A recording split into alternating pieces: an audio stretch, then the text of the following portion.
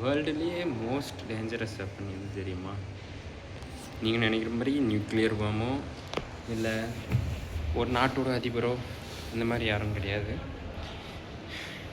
சரி, ரொம்ப யோசிக்காதீங்க, நானே சொல்கிறேன், எப்படியும் கெஸ் பண்ணிக்க மாட்டீங்க.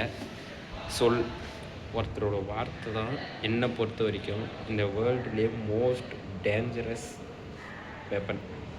ஏன்னா நீங்கள் ஒருத்தரை அடிங்க, கொல்ல கூட செய்யுங்களேன், அதெல்லாம் டக்குன்னு மறந்துடுவாங்க. நம்ம பிடிச்சவங்களாம் தான் கொன்னா அவங்க ஒரு நிமிஷத்தில் இறந்து போயிடுவாங்க.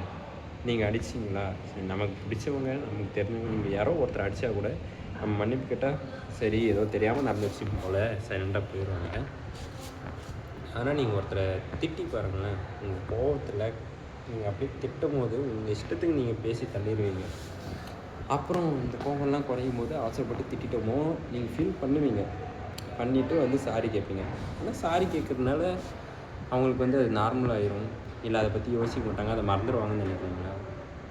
ஒருத்தரை அடித்தா கூட அதை மறந்துடுவாங்க. பட் அந்த சொல் கொடுக்குற காயம் வந்து என்றைக்குமே மறக்காது. எப்படின்னா, ஒரு புயல் அடிச்சுட்டு அதுக்கப்புறம் வர டேமேஜ் மாதிரி தான். அந்த புயல் வந்து அடித்து முடிச்சிருச்சு, அப்புறம் நிறைய டேமேஜ் ஆகிடுச்சு. இதனால் வந்து அது சாரி கேட்டால் எல்லாம் நார்மல் ஆகிடணும். சேம் தாட் தான். கோபம் வரும்போது முடிஞ்சால் கண்ட்ரோல் பண்ணிடுங்க, பொறுமையாக இருங்க. அப்படியும் பேசாமல் இருக்கணும் இல்லையா? அந்த இடத்துல வந்து எப்படி சொன்னால் அவங்க புரிஞ்சுப்பாங்களோ அந்த மாதிரி வார்த்தையில் சொல்லிவிட்டு அதனால் அந்த இடத்துல வந்து மூவ் ஆகிடுங்க. ஆனால் ஒருத்தர் ஒரு வார்த்தையால் மட்டும் கண்டிப்பாக சாவடிச்சிடாதீங்க.